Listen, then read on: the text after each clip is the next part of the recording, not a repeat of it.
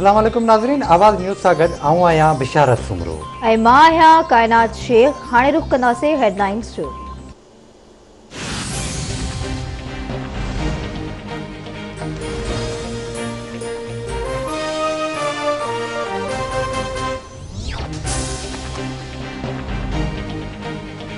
मुल्क में corona virus जा माण्हुनि मथां हमला जारी। कोरोना वायरस वधीक 57 मरीज़नि जो हयातियूं भिड़काए वियो। फोतियुनि जो अंग वधी 12,185 ताईं पहुतो। NCOC मूजिबि गुज़िरियल 24 कलाकनि दौरान 1,502 नवां केस आए। मुतासिरनि जो अंग वधी 5,59,093 थी वियो।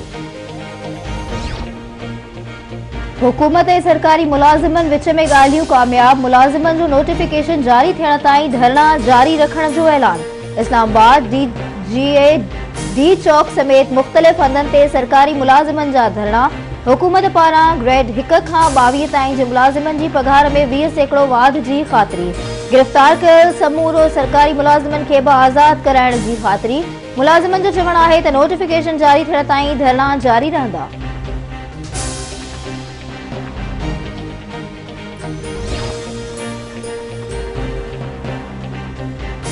इलेक्शन कमीशन पारां सेनेट चूंड जो शेड्यूल अॼु जारी कयो वेंदो।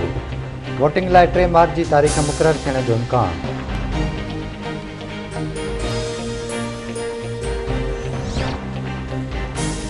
सुप्रीम कोर्ट में सेनेट चूंड ओपन बैलेट ज़रिए कराइण बाबति सदारती रेफरेंस ते ॿुधणी अॼु ॿीहर कई वेंदी।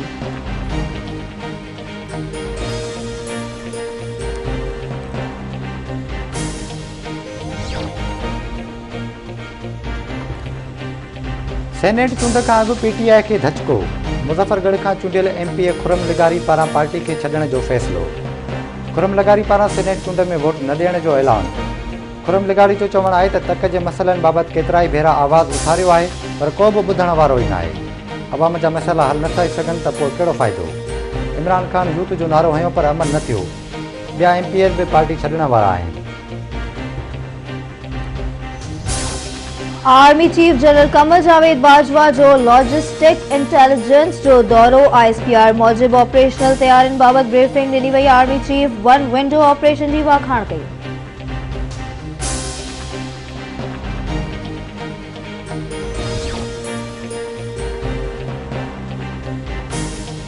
कोयटा जे शफ़ी कॉलोनी में अणॼातल हथियारबंदनि जी फायरिंग। गोलियूं लॻण सबबि नौजवान शमसुल्लाह मारिजी वियो।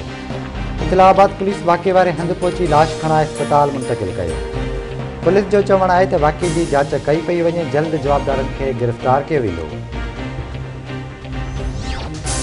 ऐं गौसपुर वेझो इंडस हाईवे ते 3 धार हादसनि में 10 ॼणा ज़ख़्मी, अस्पताल मुंतक़िल। पुलिस जो चवणु आहे त हादसा तेज़ रफ़्तारीअ सबबि पेश आया, वधीक जांच कई पई वञे।